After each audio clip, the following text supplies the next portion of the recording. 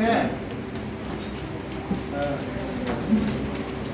With missionaries, missionary जानते हो कौन होते हैं? ये जो क्रिश्चियंस होते हैं, मिशनरीज, उनका मिशन होता है कि दूसरों का रिलीजन बदलना। मनी लेंडर्स, मनी लेंडर्स की इंग्लिश होते हैं, पैसे देते हैं। तो मनी लेंडर से भी वो नाराज थे, उन्हें बहुत कम पैसा मिलता था। हिंदू लैंड लॉर्ड्स, क्योंकि हिंदू लैंड लॉर्ड्स उनको रेंट पे जमीन देता था खेती के लिए। लैंड लॉर्ड्स का मतलब है भूस्वामी, जो जमीन का मालिक होता है। एंड गवर्नमेंट, गवर्नमेंट उनसे पैसा लेती थी, टैक्स लेती थी government. And they want to तो वो उनको ड्राइव आउट कर देना चाहते थे, यानी भगा देना चाहते थे। तो they want to drive them out. So tribals want to drive them out. ऐसा क्यों था? Because they saw them as the cause of, वो उनको भगा देना चाहते थे, एज बिकॉज ऑफ देम, उन्होंने पेड़ काटे थे। Because of them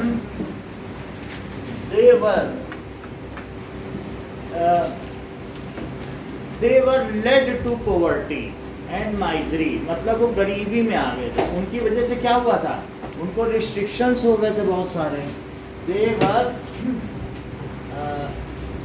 under poverty। और पहले सर उनके क्या, नहीं तो पहले तो उनको कुछ उनके ऊपर कोई कर्ज नहीं होता था। और सब वो आइटम दे के भी आइटम लेते रहते थे, वो पैसे से हो गए थे।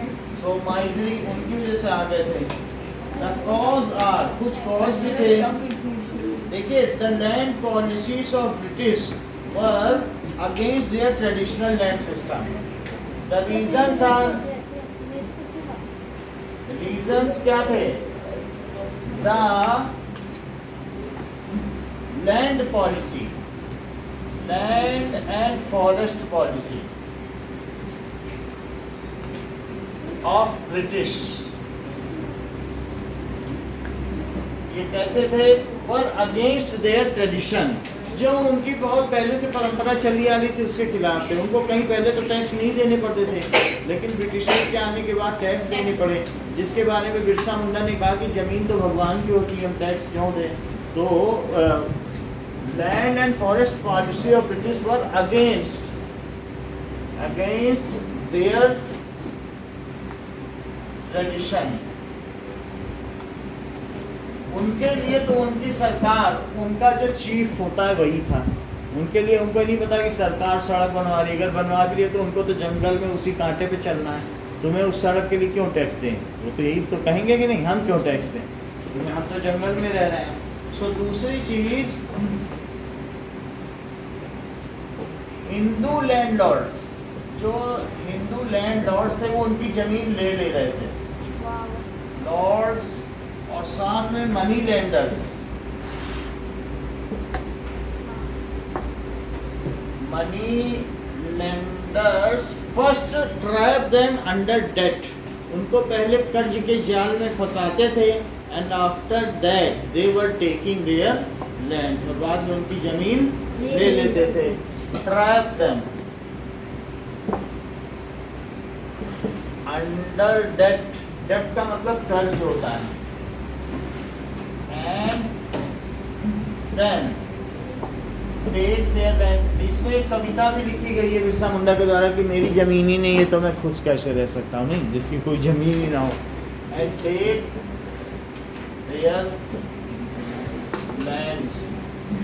तीसरी चीज, मिशनरीज उनको ऐसा मानती थी सैवेज, सैवेज का मतलब अनसिविलाइज्ड, और दे वर ऑलवेज, उनके कल्चर को मतलब मॉकरी बनाती थी। So they were always criticising their culture, traditional culture.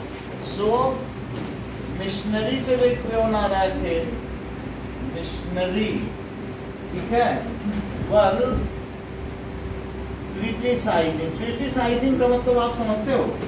Criticise करना किसी को। क्रिटिसाइजिंग या दे वर मेकिंग फन। अगर ना समझ में आए तो लिख दो उनके कल्चर का वो क्या मचा रही है, मजाक उड़ाना। Making fun of their culture, of their culture.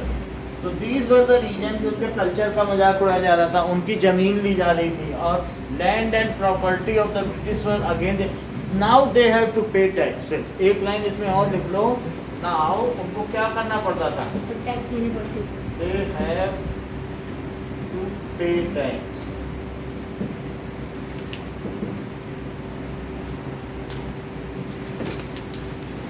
मान लो अगर कुछ भी हो जाए, अभी ये हंसता खेलता एक लड़का है, छोटा सा घूम रहा है, कल इससे कह दिया जाए कि तुमको टैक्स देना है, तो कल से अंडे बेच से निकल पड़ेगा, पढ़ना लिखना छोड़ देगा, कहेगा मैं तो टैक्स देना है, मुझे अंडे की दुकान लगानी, होगा कि नहीं। तो अभी खेल कूद रहा है, हाँ, जब भूख लगती है मोमोज की दुकान में मोमोज खा लेता है, फिर क्या होगा ना।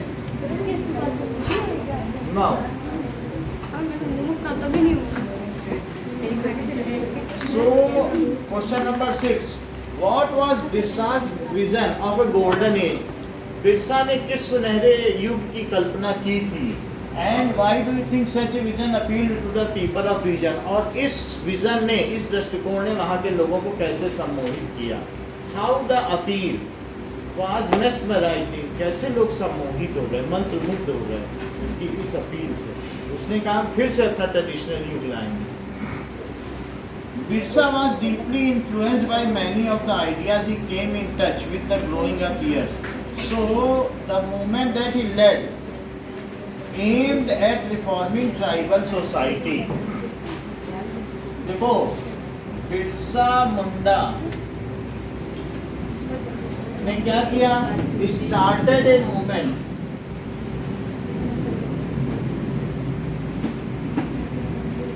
and tried to reform tribal society। और उसने सोचा कि ट्राइबल सोसाइटी को थोड़ा सा ऊंचा सोचना चाहिए, यही नहीं कि फसल काट दिया और रात को महुआ की शराब पी के सो गए, यही जिंदगी नहीं है। सो उसने क्या किया? स्टार्टेड ए मूवमेंट एंड, ठीक है ये ऑन है ना बेटा? हाँ सर ऑन ही है। And started a movement and tried to reform tribal society. उसने ट्राइबल लोगों को कुछ बोला भी होगा, tribal society. So he urged to tribals, he urged का मतलब उसने लोगों से ये बताया कि गिव अप का मतलब छोड़ना, लिकर। तो लिकर का मतलब है कि शराब छोड़ दें, ठीक है। And clean their village, clean सफाई में रखो विलेज, और साथ में witchcraft. And do not stop believing in witchcraft, पिशाचों और चुड़ैलों पर। वो लोग पहले बहुत बिलीव करते थे, बोले ये सब कुछ नहीं होता है। So and stop believing on which, जादू टोना। ट्राइबल्स लोग जादू टोना मानते हैं कि नहीं? हैं? Clean their village, he urged, he pledged लिख लो, या इस उसने क्या रिक्वेस्टेड, जो वर्ड ठीक लगे, ही रिक्वेस्टेड पीपल। अर्ज भी होता है कि उसने बार बार कहा। एंड स्टॉप बिलीविंग, और इस पर बिलीव मत करो, ऑन जादू टोना, दैट इज विच क्राफ्ट, इस पर बिलीव नहीं करो। और इसके अलावा now when they lived a good life, constructed embankment and tapped natural springs, planted trees, orchards, practiced cultivation to earn their living, they did not kill their brothers and relatives, they lived honestly। ऐसा करने के बाद उन्होंने बहुत सारी चीज़ें की। इन्होंने जो मुंडा ट्राइबल्स है, मुंडास भी एक ट्राइबल्स है ना, उसी के नाम में तो बिरसा मुंडा है। तो नाउ अब उन्होंने फिर क्या करना शुरू किया? Now He often remembered them. He often remembered the golden past. The golden past. When Mundas, एक ट्राइबल, मुंडास कौन है? Tribal. When Mundas were living a good life. पहले वो शराब नहीं पीते थे, तभी तो इतने महान बने थे मुंडा ट्राइबल्स. गुड लाइफ, और उन्होंने कुएं की जगत बनाई थी. That is constructed embankment. Embankment का मतलब है जैसे कुआं होता है तो कुएं में ऐसे ये पुली लगी होती है और इसके चारों तरफ क्या होता है, लोगों के बैठने के लिए होता है. यही कुएं का एम्बैंकमेंट है, इसमें लोग बैठते हैं ऐसे. So that is this is embankment. ठीक है, यहाँ पर ऐसे बकेट लटकी होगी. सो कंस्ट्रक्टेड एम्बैंकमेंट. और क्या किया? ठीक है, प्लांटेड ट्रीज. प्लांटेड ट्रीज, ये सब काम किया. ठीक है, and lived honestly.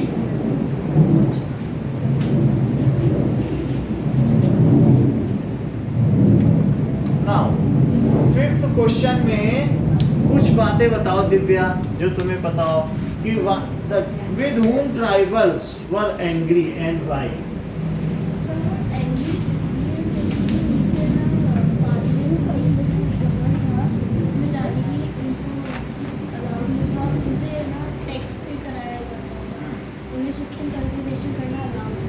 Shifting cultivation was stopped and they had to pay tax.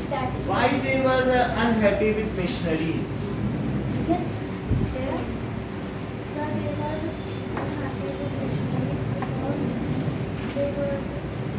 Because missionaries were not having good opinion about them.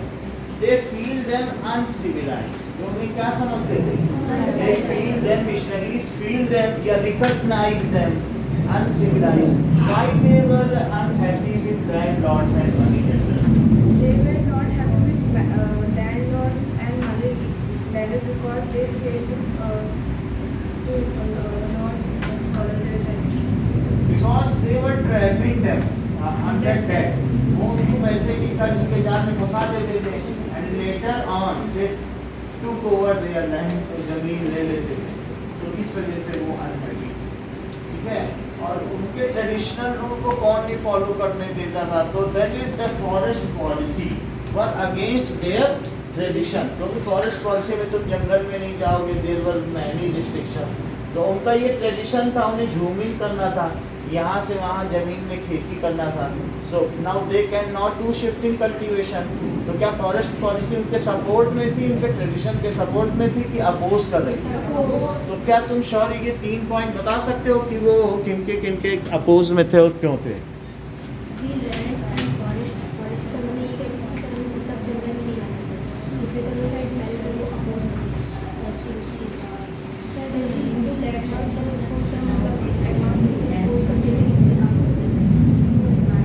And later on take their land, trap करते थे.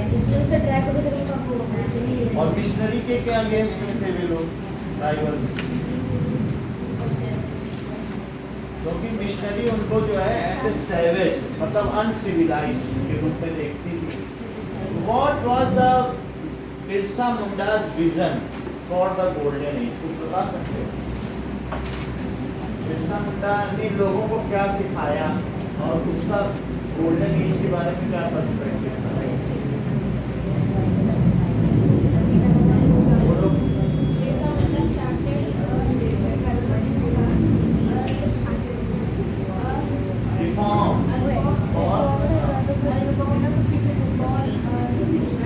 शुरू किया और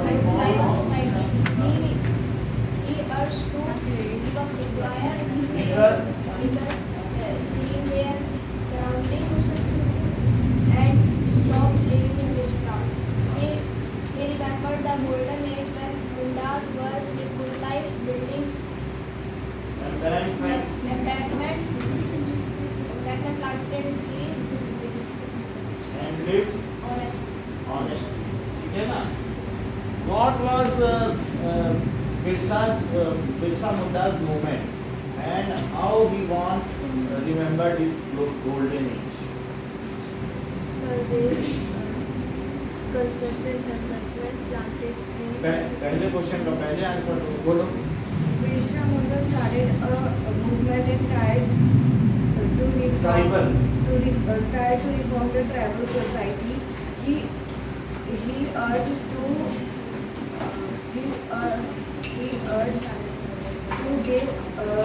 give up literature and he wanted to clean his